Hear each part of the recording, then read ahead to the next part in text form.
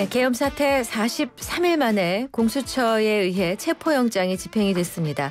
윤석열 대통령 현재 과천 공수처로 이송이 됐고 오전 11시부터 조사를 받고 있습니다. 관련한 소식들로 오늘 전문가와 이야기 나눠봅니다. 최병천 신성장 경제연구소장, 김기흥 전 대통령실 부대변인 모셨습니다. 어서 오세요. 어서 오세요. 안녕하세요. 네.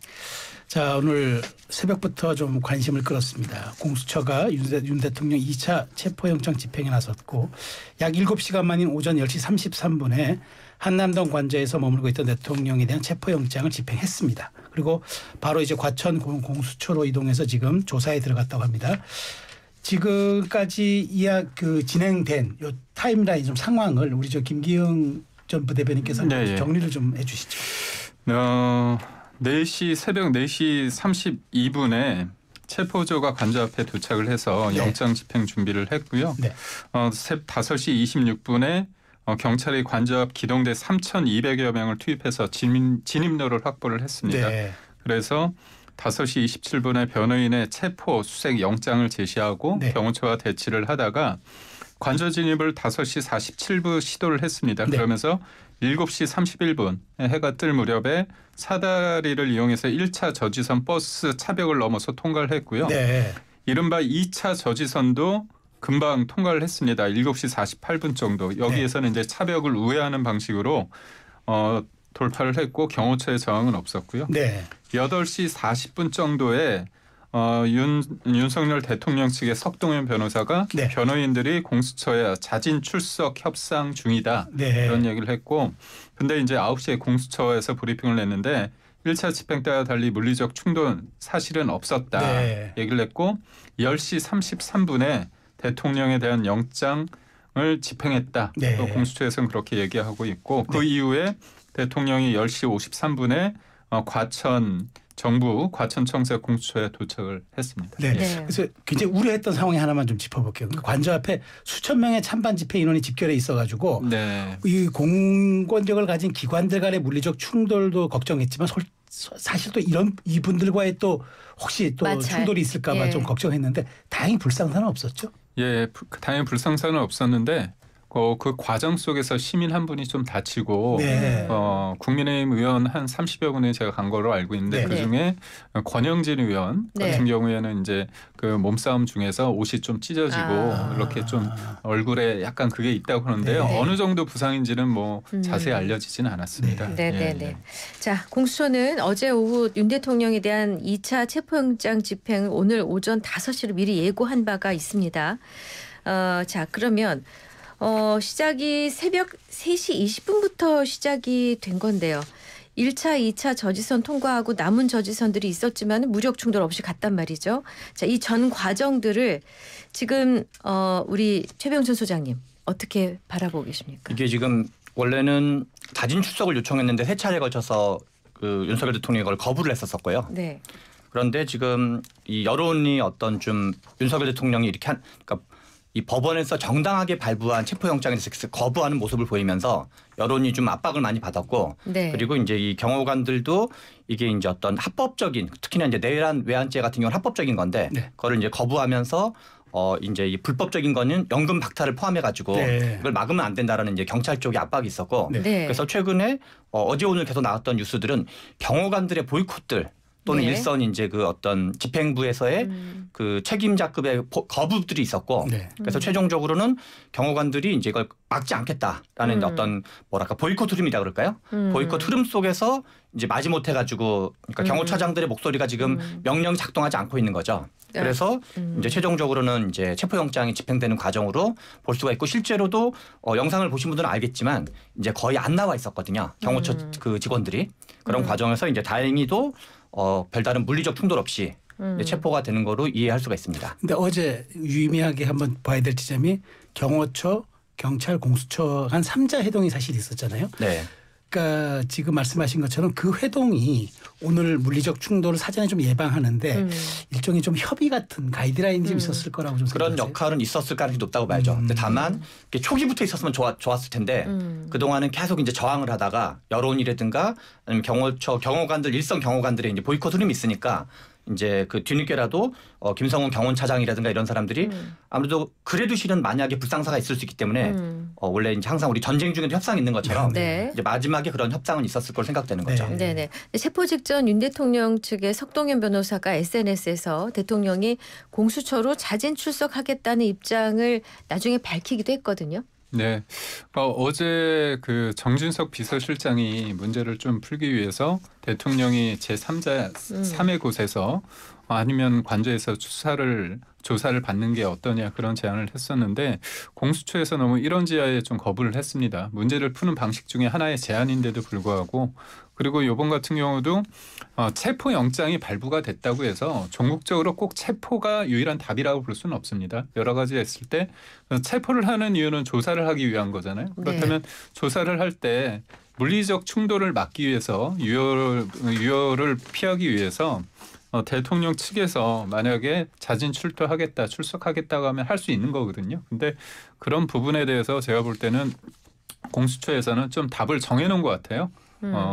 어떻게 보면 법 집행에 대해서 이거를 꼭 해내야겠다는 뭐 의지로 해석될 수도 있지만 네. 제가 볼 때는 지나치게 민주당의 어떤 이제까지 보면 우리가 다 보지 않았습니까? 네. 국회에서 공수처를 불렀을 때 뭐 관을 준비하라, 뭐 장갑차 동원해라, 가슴 열고 총 맞을 각오를 해라 그런 얘기를 하고 있는데 그러다 보니까 제가 볼 때는 일정 부분 민주당의 눈치를 좀 보면서 이걸 안 했을 때 공수처의 어떤 존폐까지 겁박을 받은 상황이기 때문에 저는 그런 영향도 없지 않아 있을 것 같고 결국은 이제 체포를 한 격이죠. 그렇지만 대통령에 대한 어떤 예우, 현직 대통령으로서 그렇기 때문에 호승차를 탄 건 아니고 여러 가지 이제 예우를 한 것 같습니다. 네, 그래요.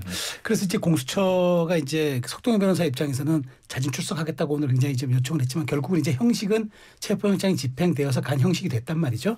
그러다 보니까 이제 대통령 측에서는 뒤늦게 왜 이렇게 그 사전조사에 협조하지 않고 체포영장 집행에 나서서 이렇게까지 얘기하느냐 결국 실기한 것 아니냐는 그런 또 지적이 일부 있습니다. 실은 윤석열 대통령이 자진 출석을 거부한 사람이 윤석열 대통령 본인이에요. 과거 박근혜 전 대통령 같은 경우는 똑같은 과정이 있었지만 그때 본인이 결국은 출석을 했었거든요. 네. 윤석열 대통령은 계속 이걸 거부하다가 심지어 어제 나왔던 뉴스에 의하면 이 경호관 책임자급을 불러가지고 칼을 써서라도 막아라라는 지시까지 내릴 정도였거든요. 그런데 윤석열 대통령은 마지막까지도 그렇게 뭔가 좀 이렇게 바람직하지 않은 모습을 보이다가 일선 경호관들이나 책임자급에서 아니 우리 뭐를 불법하란 얘기냐라고 보이콧이나 저항 흐름이 아주 강하니까 마지못해서 지금 한 걸로 봐야 되고 그리고 자진 출석과 체포영장의 차이점을 봐야 되는데 자진 출석은 임의 출석이기 때문에 네. 수사받는 도중에 나 집에 가고 싶으면 그러면 집에 가면 되는 거예요. 그러나 체포영장은 48시간 동안은 이제 신병이 확보되는 거기 때문에 이제 일종의 강제 조사권이 작동하는 거죠. 네. 그래서 물론 이제 법원이 구속영장을 할지 안 할지는 봐야 되겠지만 그래서 지금 자진 출석 얘기를 하는 거는 마지막까지 꼼수를 쓰고 있는 애초에 그렇게 했으면 아무 관계 없었는데 네. 지금 한 거의 10일 가까이를 온 국민들을 다 이렇게 갈등의 도가니로 몰아놓고 이제 와서 그렇게 하는 거는 좀 이 대통령답지 못한 처신이다 이런 생각이 듭니다. 그 사실관계 하나 확인하고 가겠습니다. 대통령 쪽에서 칼이라도 써라라고 했다는 대목은 사실관계가 확인되지 않았고 대통령 쪽에서 아니라고 이미 입장을 밝힌 바가 있기 때문에 팩트로 인정하기 좀 어려운 면이 있습니다. 자, 대통령은 그 체포영장 집행 직후에 미리 녹화된 영상인 듯한 어떤 이분이었다는 영상을 내놨습니다. 두 분 보셨나요? 네. 어떻게 들으셨는지 좀 여쭤보겠습니다. 그러니까 우선적으로 이제 저는 민주당 쪽에서 왜 대통령이 수사를 제대로 안 했느냐, 안 받느냐 그런 비판을 하시는데요. 정당한 수사는 받을 수밖에 없습니다. 적법 절차에 의한 거. 그 부분에 대해서 대통령이 얘기를 했죠. 근데 왜 검경 수사권 조정을 해놓고 공수처를 이렇게 출범시킨 게 누굽니까? 민주당 아닙니까? 박근혜 전 대통령 때 그런 논란이 없었죠. 그냥 하는 데서 그냥 수사를 한 겁니다. 결국 수사권의 어떤 수사권이 없는 공수처에서 내란 혐의로 수사했다는 그 첫 단추부터가 잘못되어 있고요. 이게 대통령이 말하는 겁니다. 대통령은 문제가 있다고 하면 수사나 그런 부분에서 피하지 않겠다고 하는데 이 문제가 있다고 해서 적법하지 않은 과정으로 이걸 들여다보고 이게 재판 과정까지 간다고 했을 때 그거는 다른 문제 아닙니까? 헌법을 수호해야 되는 대통령 입장에서 그래서 이 부분에 대해서 제안도 했습니다. 네. 공수처에서 그럼 서울중앙지법으로 해라. 그래서 기소를 하거나 아니면 사전 구속영장을 청구해라. 근데 안 하잖아요. 네. 그렇게 서부지법에 집착하는 이유를 모르겠습니다. 제가 볼 때는 영장 쇼핑이고 판사 쇼핑을 하신 거고 그런 여러 가지 논란이 있습니다. 여러 가지 논란이 있음에도 불구하고 어떻게 보면 국가기관과 국가기관이 그냥 충돌하는 게 아니라 서로 간에 법을 근거로 하는 거예요. 법을 근거로. 근데 대통령 입장에서 봤을 때는 수적으로 대통령 한 명을 잡고자 1,000명 이상이 동원됐습니다. 본인도 느끼겠죠. 그 사이에서 시민이 다쳤다는 소식도 듣고 본인이 볼 때도 경호처 직원들도 법에 의해서 근거에 의해서 움직일 텐데 그렇다면 누군가 다칠 수가 있으니까 그러면 국정을 수호하는 헌법 질서를 수호하는 대통령 입장에서는 이건 막아야겠다 결단을 한 거예요. 근데 이 부분에 대해서 어떻게 보면 양보를 한 거거든요. 그러고 나서 이제 간 겁니다. 그런 취지로 대통령이 얘기했습니다. 내가 공수처 수사에 대해서는 문제가 있다는 거 안다. 하지만 물리적 충돌을 막아야 된다는 거를 느꼈기 때문에 내가 한다. 하지만 이거에 대해서 인정하는 건 아니다. 앞으로 내가 이 부분에 대해서 내가 이 부분에서 싸우겠다는 얘기는 그런 뉘앙스로 얘기하셨고 또 하나는 뭐냐면 젊은 청년이라는 부분을 좀 언급을 했어요. 미래 얘기를 그렇죠. 그 부분이 뭐냐면 계엄 이후에 이제까지의 어떤 상황을 봤을 때 민주당이 29번째 탄핵 그리고 30번째 탄핵도 운운하고 있지 않습니까? 탄핵이 이어지는 대한민국이 아니라 대행민국으로 되는 그런 과정에 있어서 젊은 친구들을 중심으로 20, 30대가 이 부분에 대해서 문제 제기하고 있습니다. 그리고 관저에 보면 젊은 친구들이 많이 나오고 있거든요. 그래서 그런 어떤 목소리에 대해서 대통령이 어떤 미래에 대한 어떤 긍정적인 면에 대해서 언급을 하신 거라 봅니다. 윤 대통령 좀 메시지를 잠깐만 정리하면 이제 수사기관이 이제 거짓 공문서 발부해서 국민을 기만하는 불법을 자행했다. 이 나라의 법이 무너지고 있다. 그렇지만 나는 유혈 사태를 막기 위해 공수처에 출석에 응하겠다.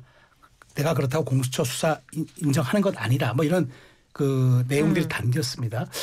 이게 아마 관저에서 사전 녹화된 걸로 그러니까 짧게 된 걸로 보이는데 오늘 아마 했던 걸로 좀 약간 추정이 됩니다. 어떻게 보세요? 그러니까 뭐 사전 녹화를 당연히 했겠는데요. 그 법이 무너졌다는 표현을 보면서 정말 적반하장의 극치라는 생각이 드는데요. 아시다시피 현직 대통령은 원래 그 형사소추의 대상이 안 돼요. 그런데 본인이 몸담았던 검찰에서 기소를 하는 과정이고 그 지금 내란죄라고 판단하고 있는 거고 그리고 법원에서 그 영장을 발부했어요. 근데 왜 그랬냐? 내란죄라는 대통령에서는 면책 사유가 적용되지 않는 내란죄 혐의를 지금 받고 있는 거거든요. 그리고 우리가 텔레비전을 통해서 그걸 다 봤었던 건데 12월 3일 계엄의 밤을 다 경험했었는데 본인이 그 국회로 쳐들어가는 거를 총을 쏴서라도 끄집어내라든가 등등 뭐 여러 가지를 저질러 놓고 이제 와서 법이 무너지는 걸 개탄한다는 말 자체가 그리고 체포영장 이제 뭐 여러 가지 뭐 중앙지법이 하냐 서부지법이 하냐 뭐 경찰의 수사권이 있냐 다 이게 논란의 소지가 있을 수 있다는 걸 인정해요.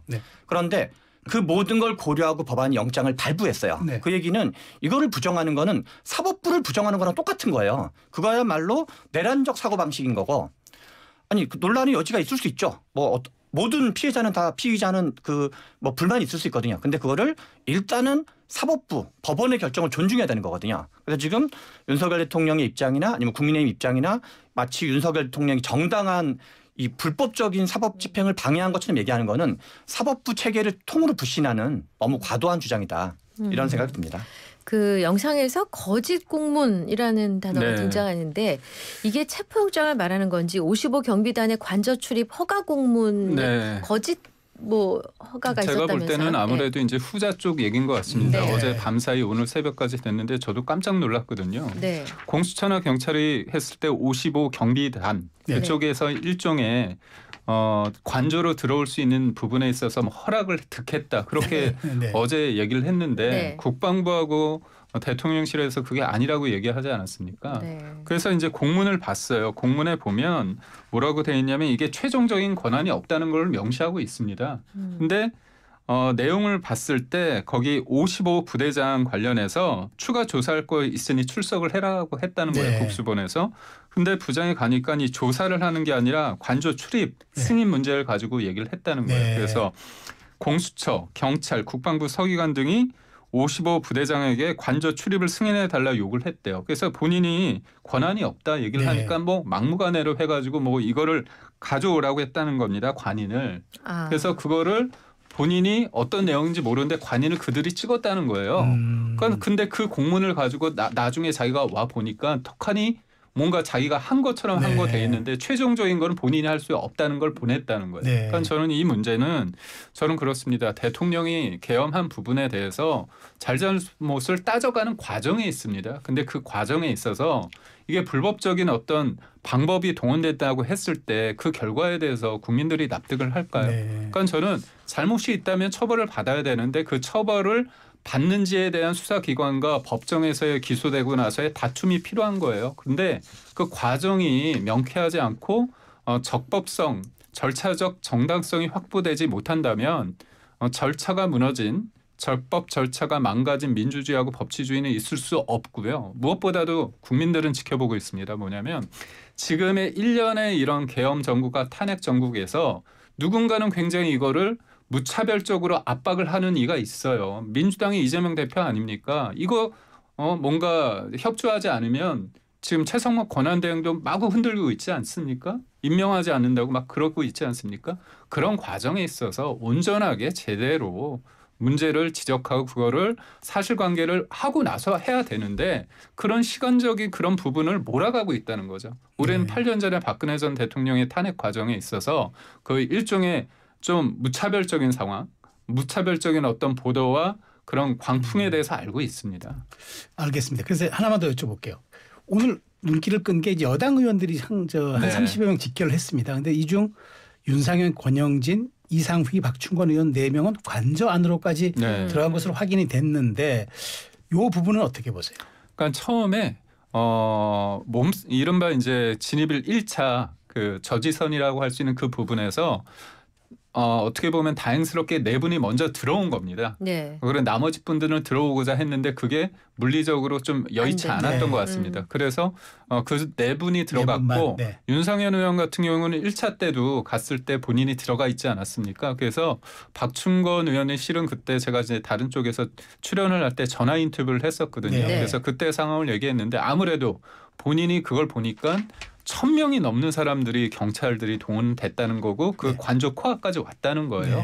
거기에서 느끼는 어떤 긴장감 같은 것들을 느꼈다는 거고 그다음에 경호처도 거기에 대치하고 있지만 결국은 물리적인 어떤 큰 사단이 날 수 있다는 어떤 그런 위기감을 느꼈다는 거 아닙니까? 네. 그런 상황 속에서 대통령이 이런 결단을 하지 않은가 싶습니다. 네. 지난번에는 40여 명의 의원이 모였다가 지금 30여 명 정도가 됐고 좀 숫자가 줄었는데 이 또 원외 당협위원장들도 모였다고는 합니다. 김기현 의원은 대통령의 모욕적 방법으로 인간 사냥한 거다라고 했고 나경원 의원은 아무리 살인범, 현행범이라 해도 직무만 정지되어 있지 현행 대통령에게 무리하고 불법적인 물리력을 행사하는 것은 대한민국 법치주의를 후퇴시키는 것이라고 발언을 한 바가 있습니다. 우리 최 소장님께 이 부분에 대해서 저는 이 김기현 의원이나 나경원 의원이 윤석열 대통령에서 내란죄와 내란 행위와 계엄 행위를 하거나 내지는 뭐 한동훈 대표를 체포하려고 한다든가 비원 벙커에 집어넣으려고 한다든가 내지는 그 뭐 한겨레 경향 MBC 같은 거는 단전 단수하라고 하든가 그런 최근에 우리가 한 달 가까이 있었던 황당무계한 일들 정말 얼마 전까지 상상도 못한 일을 윤석열 대통령이 하는 걸 할 때 윤석열 대통령 계엄에 대해서 이런 비슷한 비판을 한 적이 한 번이라도 있나. 그래서 저는 이거는 이분들이 평소에 본인들이 본회의장 가가지고 이 계엄 해제 투표를 하고 그리고 윤석열 대통령이 따끔하게 비판할 거 다 비판하고 그 과정에서 한번 그나마 들어볼 여지가 있다고 생각하는데 저는 사실상 계엄 옹호 세력, 내란 동조 세력 같은 행위에 불과한 거 아닌가. 이게 지금 법원의 정당한 영장 집행을 가지고 무슨 말이 불법인이라든가 인간 사냥이라든가 아니 박근혜 대통령만도 못한 거거든요. 박근혜 대통령은 아무튼 자진 출두를 하셨어요. 윤석열 대통령은 버티기를 하면서 남한테 다 핑계를 대면서 그리고 밑에 사람들이 다칠 가능성 있는 상황을 계속 방치하거나 조장하면서 물론 마지막에 지금이라도 이제 체포된 거 자체가 아니 피의자가 체포된 게 마치 아량을 베푼 것처럼 하는 것 자체가 얼마나 법 위에서 나는 왕이다라고 사고하는 건지를 보여주는 한 단면이고 지금이라도 국민의힘 의원들이 뭔가 윤석열 대통령의 잘못에 대해서는 따끔하게 하면서 뭔가 얘기를 해야지 말이 국민들에게 설득력이 있지 지금처럼 얘기하는 건 설득력이 전혀 없다 이렇게 생각이 듭니다. 자, 이제 윤 대통령이 이제 공수처로 간 이후에 여야 대표들 입장 나온 걸 한번 짚어보겠습니다. 네. 권영세 이제 국민의힘 비대위원장 국격이 떨어졌다. 국민의힘도 임계점에 달해가고 있다고 얘기했고 권성동 원내대표는 공수처의 겁박은 역사가 기록할 것이다. 국민이 부끄럽다. 국민 보기 부끄럽다 이렇게 얘기를 했고요. 이재명 대표는 윤 대통령 체포는 안타까운 일이지만 이제 헌정 질서 회복과 민생에 집중해야 했다. 결이 좀 많이 다릅니다. 네. 뭐 물론 뭐 이제 양당을 뭐 양 진영을 대표하시지만 이거 어떻게 보세요? 저는 무엇보다도 제일 중요한 게 수사에 있어서 대통령이든 대통령이 아니든 본인의 방어권은 해야 됩니다. 왜냐하면 무죄 추정의 원칙이 있는 거잖아요. 그리고 지금 소장님이 말씀하시는 것들은 어떻게 보면 지금 수사기관에서 수사를 받으면서 나왔던 얘기고 그런 것들을 대통령의 입장과 다퉈서 진실이 과연 무엇인지를 기소를 해서 재판에서 나눠지는 과정입니다. 그게 결과가 나오는 거죠. 그렇다면 지금까지 나온 부분에 있어서 여하튼 국민들이 봤을 때 이런 부분이 있구나. 그런 여론을 충분히 알고 계실 겁니다. 그런데 네. 여론의 추이를 봤을 때 지금 12월 초의 상황과 중순의 상황과 지금의 상황이 많이 달라졌습니다. 네. 그게 왜일까요? 그렇다면 사람들이 12월 3일 날에 그 밤에 계엄의 상황에서 알았습니다. 근데 아주 그냥 제가 쉽게 얘기했을 때 계엄의 상황했을 때 아무도 다친 부분은 없어요. 네. 그리고 그 이후에 정상화됐습니다. 네. 근데 야당에서는 끊임없이 내란이 진행되고 있다고 얘기를 네. 했습니다. 제가 지금 내란이 진행되는데 여기에서 편하게 논평을 할 수는 없잖아요. 출연할 수 없지 않습니까? 네. 저도 집에 가서 그냥 마음 편하게 자고 있는데 그렇다면 제가 현실을 인식하지 못하고 사는 사람인가요? 그게 아니지 않습니까? 지금의 혼란을 누군가의 어떤 기회, 정치적 자산으로 삼는 특정인이 있다는 걸 알고 있기 때문입니다. 그렇기 때문에 대통령도 어떻게 보면 여러 가지 시간에 법정의 시간, 헌재 시간이 있지만 이재명 대표는 사법의 시간이 있는데 본인의 어떤 유불리를 통해서 여러 가지 무조건 빨리빨리 가야 된다는 그런 흐름 속에서 국민들은 보고 있습니다. 그래서 정당한 법 집행에 대해서는 주시하지만 누군가한테 이런 상황이 악용되고 있다는 걸 알기 때문에 이런 부분에 대해서 그렇다면 차분하게 지켜봐야 된다. 그런 측면에서 저는 대통령이 법 위에 군림해서는 안 되지만 네. 법은 똑같은 잣대로 적용돼야 된다고 봅니다. 네, 최 수장님 반론. 우리나라 헌법에 의하면 계엄령을 발동하더라도 헌법기관인 국회와 선관위 등등은 계엄의 대상이 아니에요. 지금 우리 김기웅 전 대변인 말씀은 국민들을 바보로 하는 얘기예요. 우리가 생중계로 계엄군이 국회에 상륙해서 유리창을 깨는 거를 전 국민이 다 시청했어요. 그 얘기는 그게 다 날조 조작이라고 얘기하는 거에 버금가는 얘기. 그거를 다 일종의 비유하면 누군가가 두드러 패는 거를 시청한 거랑 똑같은 거예요. 근데 폭행을 다 보고 왜냐하면 계엄군이 유리창을 부시고 국회에 상륙한 걸 봤는데 국회에 안 갔으면 관계없어요. 그런데 그 과정을 거쳐서 그리고 실은 그거는 운이 좋았던 걸로 봐야 되는 거지. 왜냐하면 아시겠지만 국회에서 그 한 2-3시간 만에 국회의원이 다 모이기가 한 170명 이상이 모이는 게 원래 쉽지 않거든요. 그러니까 그거는 정말 우연으로 봐야 되는 거지. 안 그랬으면 나라가 완전히 이상하게 절단날 상황이었고 오직하면 미국 국무부가 심각한 오판이다. 또는 포브스지가 윤석열 대통령은 GDP 킬러다. 환율이 1,480원을 뚫었어요. 그리고 주가가 2,400선을 무너뜨렸는데 그 모든 사람들의 걱정을 다 그냥 무죄 추정의 원칙이란 말로 아무 잘못이 없었던 것처럼 오죽하면 윤석열 대통령이 몸담았던 검찰까지 내란죄라는 걸로 현재 기소를 준비하고 있는 상태거든요. 여러 가지 각종 이제 다른 관계자들은 지금 기소를 한 상태인데 그런데 마치 이것을 옹호하는 듯하게 얘기하는 거는 제가 보기에는 진보냐 보수냐 민주당이냐 국민의힘을 떠나서 우리가 내란을 추진하는 세계선 단호하게 그거는 뭔가 응징하는 걸 취해야 되고 나머지 진보 보수의 갈등은 별도로 접근해야지 국민들의 설득 능력이 있는 거고 최근의 여론조사는 정당 지지율이 붙은 건 사실이에요. 그러나 여전히 여론에서 내란죄 맞다 탄핵해야 한다 등등은 여전히 압도적으로 65% 이상이 나오고 있는 게 일반적이기 때문에 국민들이 그거를 윤석열 대통령의 행위를 동조하고 있는 게 절대 아니다라는 생각을 드립니다. 네.